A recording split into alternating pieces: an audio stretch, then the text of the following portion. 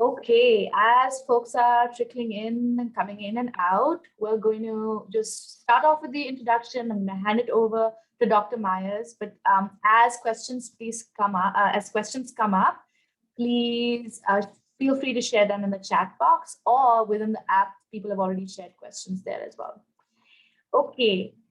So for those of you here right now, welcome everyone. Thank you for joining today's session on utilizing an innovative leadership framework to lead teams.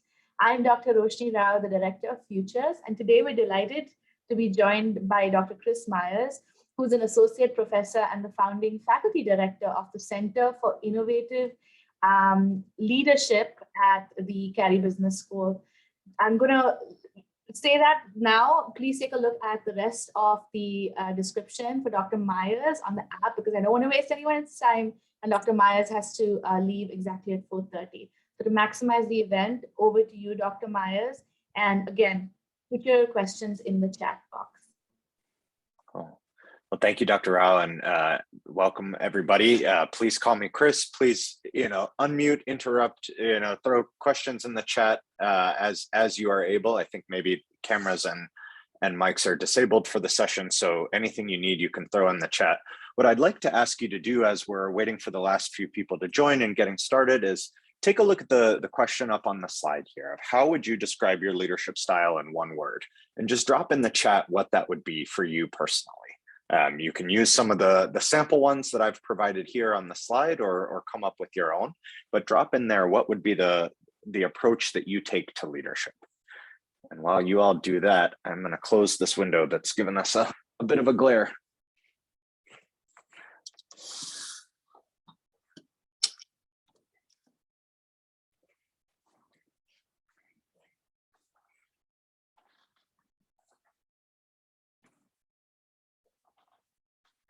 Take just another minute for folks to share their responses.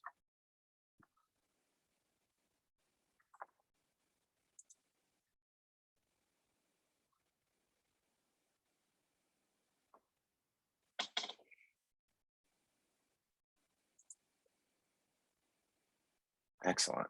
Okay. Well, I've seen a few come in and so that we have time to address questions that folks have raised already in the app or that come up in the chat. What I'll say is that, there's a variety of different ways that we approach leadership. And what my goal for our time today is to present you with a framework, not the framework, not the answer, not the end all be all approach to leading teams effectively. Because if I knew how to, teach you the 5 magic words to say to get any team to do what you need them to do immediately, I'd be a wealthy man, and you'd see me all over bookstores across America. But it turns out that it's a little bit more complicated than that when it comes to leading teams, particularly when we're leading teams in the kinds of environments that we work in as doctoral graduates, right? Those tend to be knowledge-intensive work settings. They tend to be fairly innovative, complex, dynamic sorts of systems. And it often involves, us as leaders interacting with, engaging, motivating, compelling, directing those who have a lot of deep technical expertise and knowledge in a variety of different domains, and many times more knowledge or expertise than we have personally. And so there's a challenge for us when it comes to trying to understand how we want to lead in that kind of system that I think the framework we'll talk about today gives us a starting point for understanding how we might approach those kinds of challenges. But I wouldn't be a good academic if I didn't start with a definitional slide, right? And so our working definition for this session of leadership is going to follow, kind of a broad tradition within the literature to view leadership as an influence process, that it's about determining the group or the organization's objectives, motivating behavior in pursuit of those objectives, and influencing group maintenance and culture. What do we mean by group maintenance? It's not that our group needs an oil change every now and then, but I mean that the group has some sense of itself, right? That, when we finish a particular task, we're not a fragmented set of individuals. There's some collective identity, culture, norms, and understanding of who we are as a collective, who we are as a team. And so I want to push a little bit further on this idea of our styles of leadership I sort of gave you free choice when we started to throw ideas into the chat about your style, but I'd like you to kind of help categorize yourself into some common styles of leadership that we see when we read particularly pop press accounts of leadership or look at existing models and approaches to how we lead. And the way I'd like you to do that is actually making use of the annotation tool. So if you go up to the top of your Zoom bar, you should see a button with a little pencil called Annotate. And when you click and open that, you'll see a little option called Stamp, right? And that's what I'd like for you to use in just a moment. You'll see there's multiple choices of stamps that you can choose from to find one to suit your taste. But I'd like you to look at this slide and place a stamp in one of the boxes here that most closely represents the style of leadership that you typically use when you're in work settings. So this is the part where I cross my fingers that technology has worked. There we go. Yishan, thank you for relieving me of my anxiety that Zoom just wouldn't work for me. Excellent. Let's give it a few more minutes. I see five stamps and 18 of us, 19 of us. So we'll give it another couple minutes for folks to fill it out there. So if you're watching on Whova, I see Dorothy's comment. I guess if you're watching the video on Whova, this isn't open to you. Thanks for letting us know. Great solution, Roshni. We can drop it in the chat and we'll add it there. All right, I'm seeing a little bit of activity around enabling, around counseling, training, being a revolutionary. Perfect. Oh, Kriana letting us know where you stand. All right, I like the big arrow there. Trainer, enabler, excellent. So we're seeing a good variety here. I'm gonna remove these annotations just for the time being. And what we're probably all asking ourselves at this point is like, okay, great, Chris, 2 different ways now. You've shown us that we all kind of vote for or nominate different approaches to leadership. So which style is best? We all came here to hear you tell us how should we be leading the teams that we lead. And as you might expect from a social scientist, I'm going to give you the best answer that we have in social science. It depends. Right? There's no single best style of leadership, right? And I think we all appreciate that intuitively, but it's helpful to call it out explicitly as an assumption as we build models of leadership for working in the kinds of environments that we're going to work in. Right? That successful leadership can look like a whole lot of different kinds of behaviors. It can look quite different from person to person. And that it also is going to depend on the ability and confidence level of the followers that we are leading and certain features of the task or situation as well. Right? When we look to the literature, we can see pretty significant evidence for this. That when you look across what psychologists study as the major personality traits, the big 5, openness, conscientiousness, extroversion, agreeableness, and neuroticism, or its more positive pole, emotional stability, right? All 5 of these personality characteristics are moderately correlated with leadership effectiveness when you look across settings, right? So it's more dependent on the fit between an individual's personality and the demands of the particular job, task, or situation. So we could wrap up our session there and just say, well, it depends, different approaches for different situations, right? And that could be freeing in some ways. I don't need to be somebody I'm not. I don't have to be the, out front, rah, lead the charge leader if that's not my personality. I don't have to be the expert who can train everybody else on how they should be doing things if that's not my approach. But it could also be concerning for us, right? Because it starts to introduce this question of, okay, well, how do I know that my style will work in a particular situation? And if I have a good fit, what happens when that situation changes? What happens when I move from being a content expert, right, who's really focused on training and skill building among other people, perhaps graduate students or undergraduates, to a more senior supervisory role where now I'm focused on a broader set of concerns or a different set of concerns where I don't have that deep content knowledge or expertise, And so if you take nothing else away, I encourage you to think about this idea that the whole concept of leadership styles and the way we talk about leadership often is a bit misleading, right? That to bucket ourselves in a particular style is one, not particularly adaptive for leadership in the kinds of environments that many of us are going to work in. And two, it's not particularly accurate to behavior that we see in organizations, and particularly when we study leadership behaviors. It is the exception that someone exhibits the exact same leadership behaviors in all situations. Right? What we can think about them, because we are intuitively attracted to these buckets and we sort of see some as more emblematic of ourselves than others, we can think about them as default patterns of behavior, right? The default constellation of actions and behaviors that I'm going to take in a given situation, right? So if you throw me in and I know nothing about the task or context that I'm going to be working in, these would be my go-to moves, right? My default style of leadership. But I think we all recognize, and we certainly should recognize, that all of these styles, and these are just sample ones that I put out here for you, can be particularly adaptive and beneficial, but they also bring with them their own downsides, right? That for every positive attribute of being a revolutionary, for instance, right? Others would see that revolutionary, somebody who's constantly looking for the next source of change or the next opportunity to,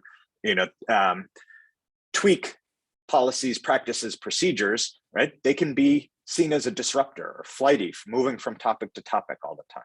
The individual who's providing a lot of concrete task direction often gets viewed as a taskmaster when that task direction starts to be enacted in a situation where perhaps it isn't called for, right? An individual focused on counseling, enabling, supporting other people may be viewed in some contexts as someone unnecessarily sitting on the sidelines, right? Keeping themselves out of an opportunity to dive into the actual work being done and lend their competence and expertise to a particular problem.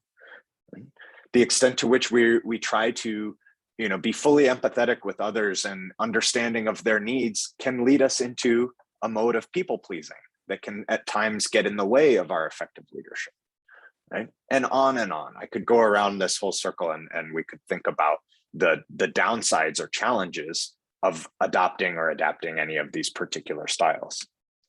So what should we do instead? Well, what we know from a good bit of research on leadership and particularly kind of leadership development processes is that effective leaders often are those who vary their behavior to match the demands of a particular situation. And so the way we can operationalize that to help us think more clearly about it is to try to shift our thinking from styles, these firm buckets, to continua, right? Recognizing that these different approaches are different points on particular continua of behavior, right? So, whether that be on the continuum from, revolutionary, focused on change, adapting, innovating all the time, to, staying more stable and holding true to a particular course of action, we can think about that as a dimension of agility, right? And that's one that we consider to be quite relevant. When we think about, someone who's out front training people, really relying on their own competence and expertise, right?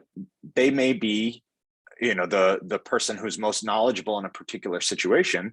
In other situations, you may be focused on enabling others who are much more knowledgeable than you. So we can think about that as varying in the dimension of competence. And finally, thinking about how others feel, react, what they need versus just focusing purely on the task direction and what needs to be accomplished, we could think about as reflecting a dimension of empathy. And in the work that we do down at the Carey Business School, we have focused on trying to bring these three dimensions together into a model of innovative leadership, right? This ACE model, agility, competence, and empathy, as these three interrelated dimensions that we want to be thinking about all the time when we're leading organizations. Now, you'll note here that we've used this sort of visual illusion triangle to capture these, because this is not the kind of thing where you can master competence, master empathy, and master agility, and you're good. You're going to be a perfect leader in every situation. We like this visual, excuse me, because it reflects the vision that none of these things are attainable for us. We're constantly striving to adjust our understanding in different situations, right? Adjust and expand our own competence to better understand other people and our relationships to them, our empathy with where they're coming from, and to become more comfortable with change and the idea of agility, while also understanding when it can be beneficial to not, put too much change forward, and when stability is perhaps what is called for in a particular situation. And these three dimensions are a helpful shorthand, I think, for thinking about how you approach leadership in a given situation. And I'll tell you a little bit more about that in just a second. Because when we say that individuals vary their behavior, what we're really talking about is a two-step process where we're diagnosing the situation at hand and applying behavior that helps meet that situation, right? Meeting the team where they are. You may have seen, for instance, models of team development, the Ormings, for instance, forming, storming, norming, performing, whatever labels you want to put on them. You can think about the individuals you're leading as developing and advancing at different rates and performing at different levels at various points in time. So in our educational context, right, this may be working with a graduate student, for instance, who starts out needing a lot of direction on kind of competence related elements. They need help understanding what it is that they're supposed to do. But as they build their own competence, if you kept providing that same level of task direction, it might start to get less and less effective as the individual builds their own competence and is less in need of direction on the particular task from you and more in need of perhaps mentoring, support, counseling, etc. So the idea here is that if our followers, if those we're leading, the teams that we're working with, if they are changing and growing, then we should be changing in our approach to leadership to meet them where they are, rather than continuing to enact the same type of leadership, right? The same set of behaviors that would work early in a team's life cycle, for instance, often are quite different from the behaviors that are appropriate later in a team's life cycle. And this is not a purely linear process, right? Because we know teams go through various phases of growth, through setbacks. One of the questions that was posed ahead of time was about teams that have high degrees of turnover when you're working with, RAs or GAs, for instance. And so this isn't the case where over time we sort of step back and back and back for a given team. It's more about trying to understand at any given moment, what's my diagnosis of where this team is, right? And this can fluctuate day to day. It may fluctuate project to project. It may fluctuate, as the team or as your followers move into different roles and situations. But our job as leaders is to try to diagnose that and apply a set of behaviors, right? That constellation of practices or behaviors that could be most relevant. And why I say that the ACE model is a helpful shorthand is because it gives us three dimensions that we know we can vary on, along which we can vary our behavior, that can be helpful when we're trying to both diagnose and then in turn apply. And so you might think of asking yourself on a given day, when I'm walking in to work with the team in my lab, what do they need from me today? Is this, a day where we need a lot of agility from me? Is this a day where they need me to hold the course and not introduce another analysis or another new wrinkle to things, but really just hold firm and provide kind of some consistent orientation towards what it is that we're doing here? We can ask ourselves those questions.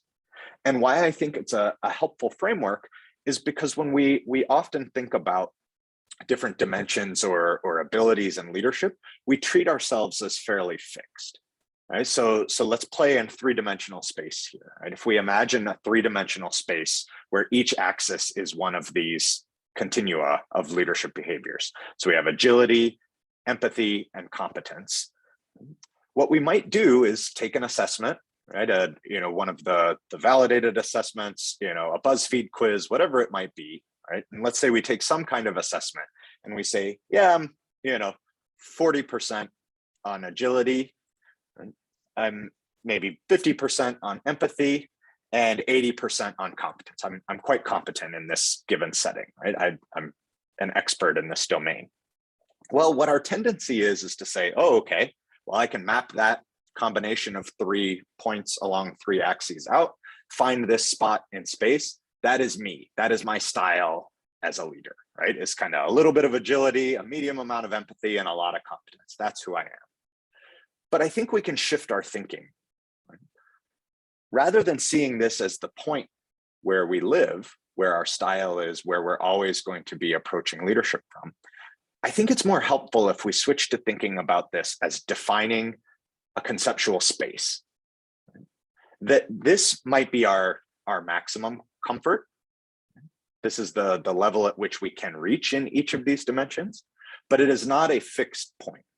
That sometimes we'll be leading with this specific combination of agility, competence, and empathy, but we actually have this whole conceptual space to play in.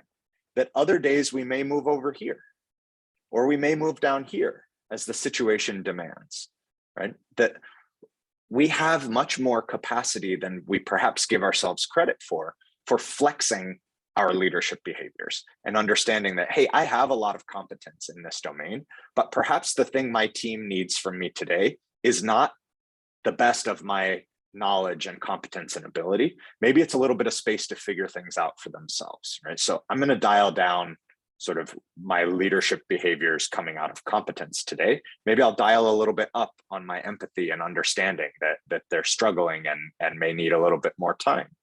Right? Those kinds of switches and recognition of different demands of the situation are what we see as the core of being able to be innovative in your leadership, because it allows you to be nimble and approach things in a variety of different ways. Now, this all sounds good and it looks nice when, we've got this 3-dimensional space on here, but you're asking yourself at this point, like, great, Chris, how do I do that? And again, if I had magic recipes for you, I'd be wealthy and, you'd be seeing me on the back of buses and on the front of the homepage of TED.com. But ultimately, this flexing, this adapting to the demands of the situation is the challenge of leadership. And so rather than some finite answers, what I hope to provide you are some questions that might help you, as you are going through this process and building these capabilities. So the first is, questions that help you become more comfortable with diagnosing. So as you walk in the room, as you're starting a project, as you are, working with a new team, wherever the case may take you, we're looking at this to say, what does the team need from me today?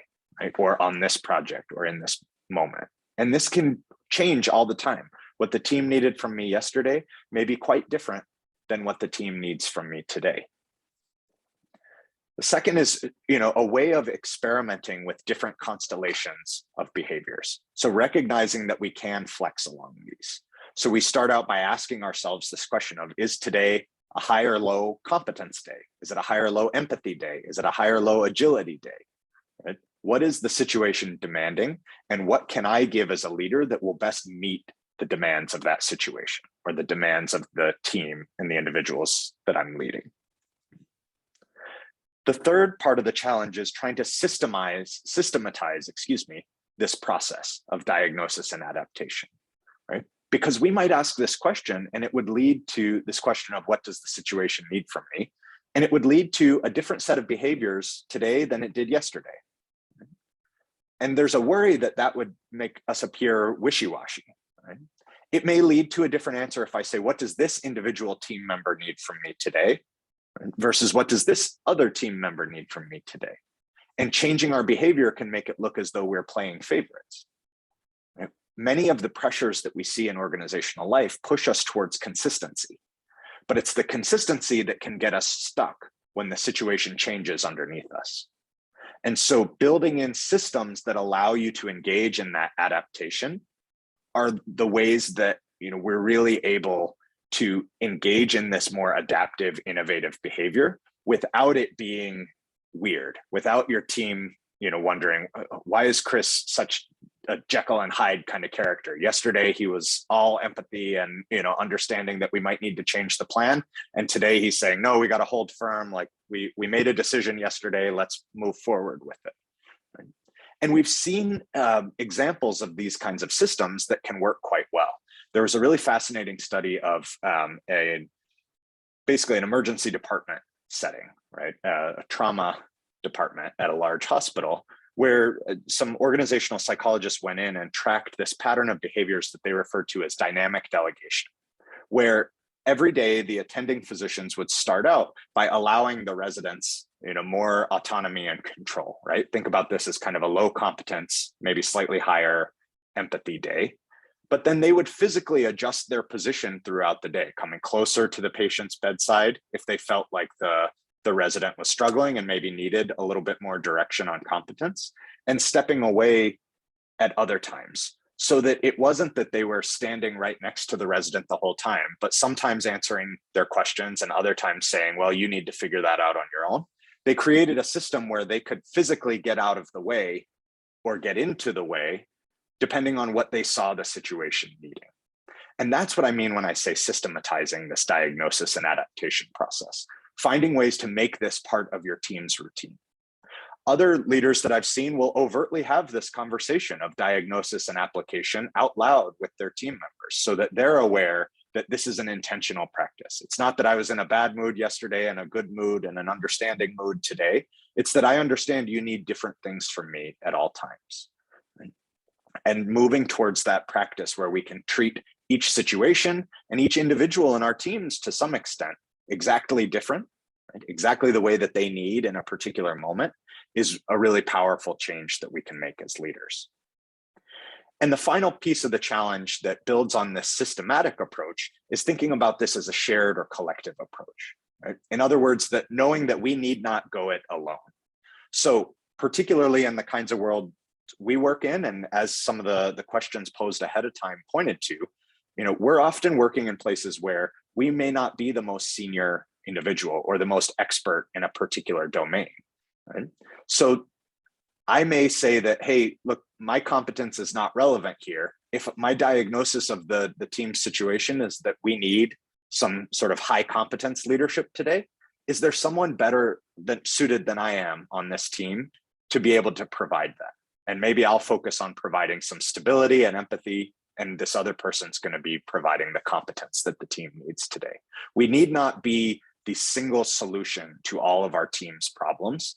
We can open this up and have it be a broader collective practice as well. The other thing that I would impress upon you is that the abilities that we have, if we think about that three-dimensional space again, these are not fixed, right? All of these dimensions, and part of the reason I like dimensions and continua rather than styles, is because they invite us to consider that we can move on them, right? Instead of this fixed style, I am who I am, and that's all that I am, we can think about these three dimensions as opportunities to grow in our leadership behavior. And each incremental step we take towards growing along these different dimensions can have huge ramifications. So let's say that, I really work on and set some intentional goals to be better about being open to change or less resistant to change, being more agile in my leadership. And I kind of move myself up on that continuum. And let's say I work with more people and I practice listening and understanding where they're coming from, and I move myself up on that empathy scale. And let's say I stay the same. I'm just as smart as I was. I know what I know about my area of expertise. I don't change my competence at all. But changing on those two dimensions expands the conceptual space that we have to move around in and flex our leadership behaviors so dramatically, right? That even those small gains make a big difference. Now, again, you're saying to yourself at this point, sounds good in theory, Chris. I like your animations, impressive PowerPoint work there. But what does this actually look like? Well, we'll offer you, and I say we, because this is work that I've done in collaboration with my colleague, Michael Doyle, down at the Carey Business School. We'll offer you 3 developmental goals that we think you should put on your radar. The first is learning. Perhaps this one, need not be explained any further in a community that is pursuing doctoral level education. Right? But I think it's helpful to understand what learning does for us in terms of building out our agility, competence, and empathy. Because as we engage in learning, we're simultaneously building our agility and competence, right? We're expanding our own knowledge, but also our own repertoire of responses. As we learn new things, we also see new possibilities. And so we're more open to different ways of doing things and more adaptable as the situation changes around us. And this can be traditional education, right? Higher education, pursuing advanced degrees, but also think about on-the-job education and particularly opportunities for social learning from others' experiences as well as your own experiences. Because oftentimes it's seeing other people succeed, right? Or have failures or, these wildly successful experiences that show us a different way of doing things and build not only our understanding and our competence, but build that agility and willingness to be adaptive as well. The second developmental goal is to think about improving how we engage in listening. And this goes beyond just asking your team questions, doing check-ins. Those things are all good, but those are sort of surface level.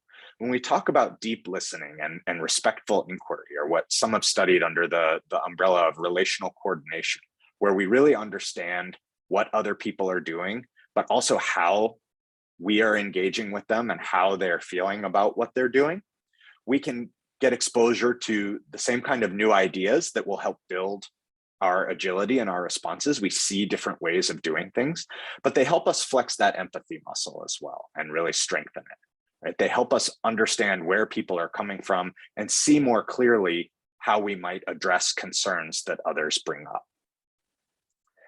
And the last is living. And now you're saying to me like, okay, Chris, great, living.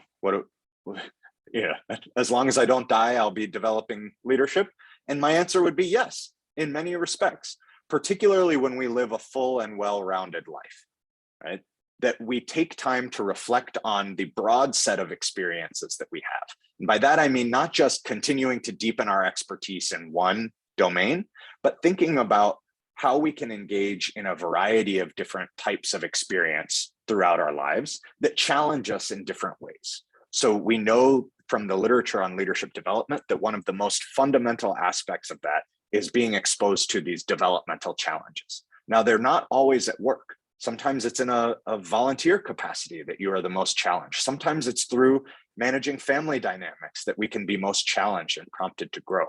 And that breadth of experience builds our competence in unique ways, right? Beyond just deepening our expertise in chemistry, biology, psychology, sociology, economics, whatever we happen to be studying through our learning, right? This deepens our competence in other unrelated areas that can turn out to be quite useful when it comes to being nimble and adaptive, in responding to particular challenges that are happening in a given situation. We can better read those situations and respond to them when we have a broader set of background experiences to draw on. This broad set of experience also helps us improve our empathetic responses to other people, right? If the only people we ever interact with are other PhD scientists, then it can be difficult to try to see where new team members are coming from. So when we broaden out our pool of interactions, we have that opportunity to deepen our empathy as well. Now, all of this sounds really nice in a 25-minute summary, but these things are lifelong endeavors, right? Growing your leadership and practicing that ability to flex across these dimensions of agility, competence, and empathy is not something that we just do now that we know about it. It's something that takes consistent practice. And at the Carey Business School, we've launched a new Center for Innovative Leadership, as Dr. Rao mentioned in the opening. And so if these ideas are of interest to you, if you're interested in learning more or thinking about how to collaborate with us, please do reach out. I've put our generic email on here, but also the email address of my brilliant collaborator, Michael Doyle, who's our executive director, as well as myself. We would love to continue the conversation about these ideas and keep things flowing and learn from your experiences as well. So with that, let me stop. I've talked a little bit longer than I had hoped, but we still have a few minutes, hopefully, for your questions and any feedback or reactions. So let me turn it to the chat, I believe. Yes, wonderful. Thank you, Chris. This was very, very insightful. I was here taking notes. We have some questions that folks have put in the Hoover chat. And I'll start with the one that is the most recent, as the attendee is also here today. How do you talk to someone who is in a leadership position but they are wholeheartedly stubborn with how they do things and don't really care about opinions, even when they ask for it. Yeah, so it's that surface level listening and empathy, right? You know, that we sometimes, you know, attend a training that tells us we're supposed to ask our employees how they're doing every day, and so we dutifully do that, but don't actually pay attention to the answer. Right? And so, you know, I think there's a whole sort of suite of behaviors that have been studied on kind of managing up. You know, what are the ways that we engage those above us to try to voice concerns and better, you know, communicate needs that we have.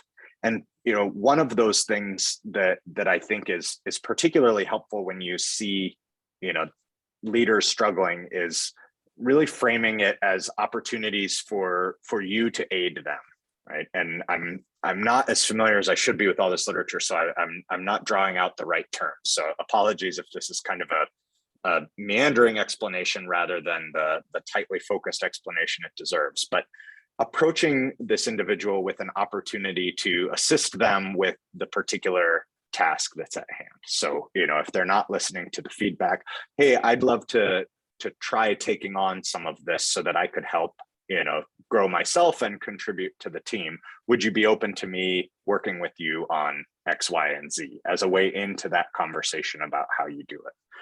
There's much more useful and relevant guidance in some of the research on managing up that I'd be happy to share. If you want to send me an email, I'll point you to folks who are much smarter than I am in examining that. Thank you. Another question is, and this is very relevant to our whole conference as well, how can you lead up to be more inclusive and diverse in the workplace? Yeah, so you know, this question of leading up, right? You know, so managing upwards, I think, kind of falls in with the idea before, but more broadly, kind of leading for an inclusive and diverse workplace is, you know, something that is top of mind at all times, I think, for leaders trying to build out the success of their teams.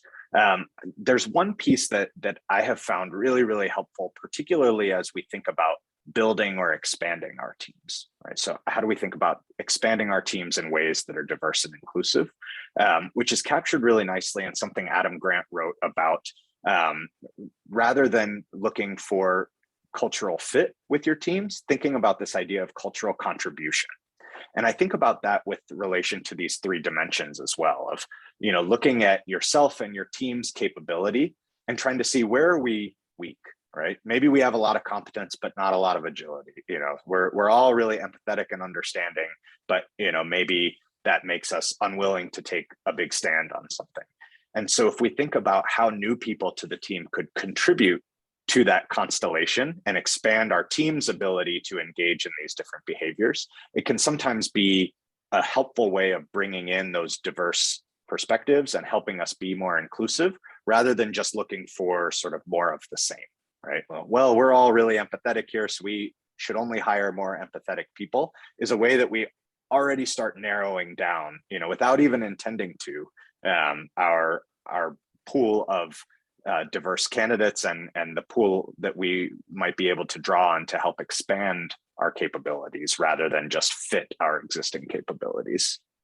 That's a great answer. Thank you. And I'll take one last question. I know I want to, you know, you have to be on time somewhere. So I'm going to take this question because you just mentioned empathy. Someone asks, I've been told so many times that I'm too nice. How can I be an empathetic leader who is still taken seriously? Yeah, so it's that dark side of I'm a counselor, but I that can get read as a people pleaser at times. And so I think there's two real pieces that I would recommend for whatever they are worth. One is thinking about, you know, are you displaying empathy, presumably at appropriate times, right, when the situation does call for it, but perhaps also at times when it doesn't call for it, and that's what others are reading as being overly nice, being too nice, and it isn't helpful. People certainly appreciate empathy when it fits the situation. But so we can ask ourselves, you know, hey, am I misreading some of these situations? Are there ways that I could be better at diagnosing this situation?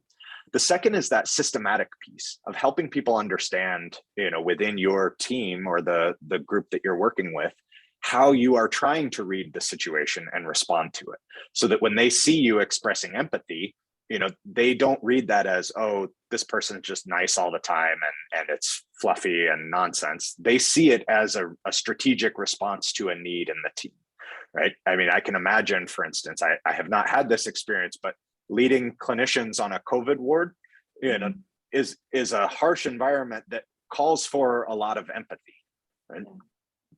And that would be quite appropriate. And I think if individuals knew, hey, this person's not coming down hard on us because they understand that the last thing we need right now, is a hard knock leader, that gets coded differently in people's minds than, oh, Chris is just being so nice all the time. He's not really serious. So helping people understand that you are doing this diagnosis and application and inviting them into that diagnosis process as well can be quite helpful.